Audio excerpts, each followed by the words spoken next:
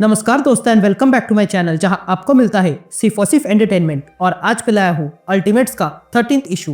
तो यार वीडियो पे नए हो तो वीडियो को लाइक कर देना और चैनल पे नए हो तो सब्सक्राइब कर देना। और साथ ही मेरे चैनल पर ज्वाइन बटन स्टार्ट हो गया है तो आप वहां से ज्वाइन कर सकते हो। और उसी के साथ अब आप मुझसे व्हाट्सएप पर जुड़ सकते हो जिसका लिंक मैं आपको डिस्क्रिप्शन में दे दूंगा। तो यार अल्टीमेट्स के पिछले इशू में आपने देखा कि अल्टीमेट्स को पता चल गया है कि जब वे लोग अल्टीमेट हल्क के साथ लड़ाई करने गए थे तब वे लोग एक्चुअल में मर गए थे, लेकिन फिर डूम ने पूरी टाइमलाइन बदल दी और सबको बचा लिया। इस बात के बाद सब लोग सोच में पड़ गए हैं। तो वही हम जेनेट को देखते हैं जो निक फ्यूरी के साथ चुपके से काम कर रही है और अल्टीमेट्स के साथ गद्दारी कर रही है। तो अब आगे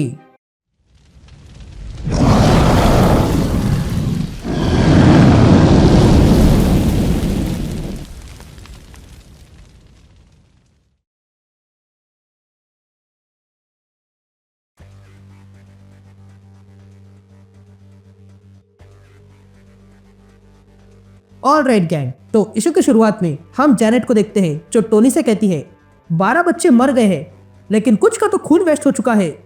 लेकिन टोनी कोई जवाब नहीं देता है। तभी जेनेट फिर से टोनी को कहती है, टोनी तुमने ही मिशन के बारे में पूछा था ना। तभी हम टोनी को देखते हैं जिसकी आंखें चमक रही थी और तब टोनी कहता है, हाँ कहा था पर हम ट्रिस्केलन पे है और मुझे पता नहीं तुम कब आ गई। तभी जेनेट टोनी से पूछती है, आखिरी बार तुम कब सोए थे? जिस पर टोनी कहता है, पता नहीं। जिस पर जेनेट टोनी से कहती है, तुम्हें नहीं लगता तुम्हारी हालत बिगड़ गई है? जिस पर टोनी कहता है, मैं ठीक हूँ। ये सुनते ही जेनेट वहां से चली जाती है। तो वही हम टोनी को देखते हैं जो बोर्ड को देख रहा था। तभी हमें टोनी की आवाज सुनाई देती है जो कहता है, 1 साल भर हो गया है पर मैंने अब पता कर लिया है कि मैं एक बार मर चुका हूँ और फिर मेरी आंखें खुल गई और अब पता चल गया कि पास्ट में रहकर कुछ नहीं होगा। जो खो गया वो खो गया, हमें अब आगे देखना चाहिए। ये कहते हम कुछ लोगों को देखते हैं जिन्हें बचाने के लिए अल्टीमेट्स के आयरन लैड और अमेरिका चावेज आ चुके थे। तभी वे लोग इन सब से कहते हैं, कौन है अल्टीमेट्स? जिस पर लोगों का मिक्स रिस्पॉन्स आता है, जिनमें से कुछ कहते हैं कि फ्रीडम फाइटर्स है, तो कुछ आतंकवादी, तो कुछ हीरोज।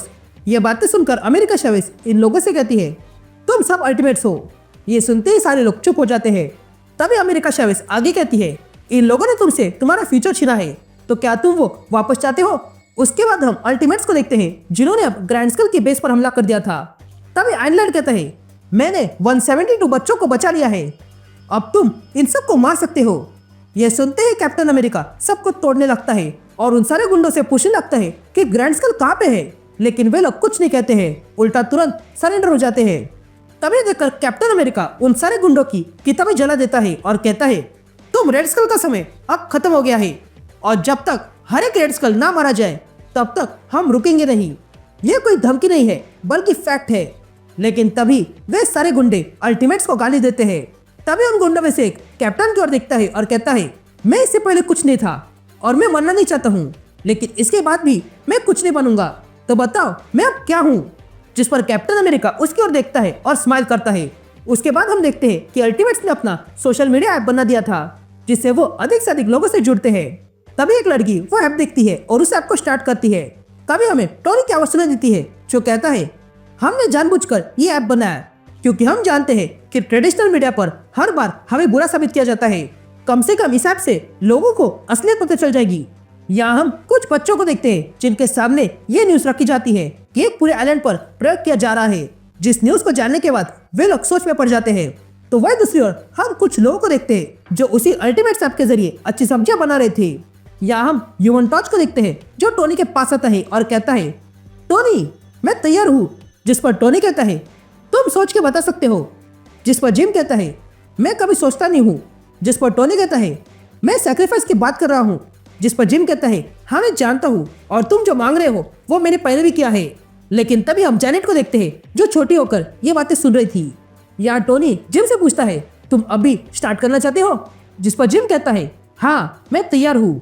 तभी टोनी कहता है, मैंने तुम्हें वापस बनाया और मैं जानता हूँ तुम मशीन से अधिक इंसान हो, लेकिन जब तुम ये काम पूरा करने जाओगे तब मैं बाकी सबको क्या कहूँ? जिस पर जिम कहता है, तुम सबसे सच कहना, सबको बता देना मैं आग की शुरुआत कर रहा हूँ। ये सुनते ही जेनेट शॉक रह जाती है। यहाँ हम आयरलैंड और शी हल्क को देखते हैं जो तैयारी करने में लगे थे। तभी शी हल्क कहती है, पिछली बार मेरी गलती थी और मैंने जल्दबाजी की इसलिए हार गए, लेकिन इस बार हम पूरी तैयारी के साथ जाएंगे और फिर मैं अपने हाथों से इस बैनर को मार डालूंगी। उसके बाद हम आयरन लैंड को देखते हैं जो थॉर से कांटेक्ट करता है, जो कहता है कि वो पहले ही 9 एलिम्स में जंग छेड़ रहा है, इसलिए वो अल्टीमेट्स की मदद करने नहीं आएगा। ये सुनते ही आयरन लैंड पुनः अपनी तैयारी में लग जाता है। उसके बाद हम अल्टीमेट्स को देखते हैं जिन्होंने उसी जेल पर हमला कर दिया था जहां पर ल्यूक केज है। तभी आयरन लैंड अंदर आता है और देखता है कि ल्यूक केज ने वहां के कैदियों को ब्रीदिंग टेक्निक सिखा दी थी। तभी आयरन लैंड को देखकर ल्यूक केज कहता है, तुम्हारा इस अल्टीमेट एवेंजर्स प्रोग्राम में स्वागत है। ये कहते हम ल्यूक केज की टीम को देखते हैं जिसमें आयरन फिस्ट भी है, और तब वो आयरन लैंड की बात मानकर लड़ाई के लिए तैयार हो जाता है। उसके बाद ल्यूक केज और उसकी टीम डूम के पास आती है जो उसे आगे की ट्रेनिंग देते हैं, तो वह कैप्टन अमेरिका भी उन्हें ट्रेनिंग देता है ताकि वे लोग तैयार हो जाए। तभी टोनी जान जाता है कि उनके पास समय कम है और इसलिए टोनी वहां पर एक टाइम पोर्टल बनाता है जिसमें ल्यूक केज और उसकी टीम तैयारी करने लगती है ताकि वो तैयार हो जाए। यह सब होने के बाद टोनी वहां से चला जाता है और तब हम देखते हैं कि टोनी किसी वर्ल्ड के पास आ गया था और वो उस वर्ल्ड को खोल देता है, और तब हम देखते हैं कि वहां पर तो कई सारे टोनी स्टार्क थे, लेकिन तभी हम देखते हैं कि यह सब जैनेट भी देख रही थी और वो इतने सारे टोनी स्टार्क को देखकर चौंक जाती है।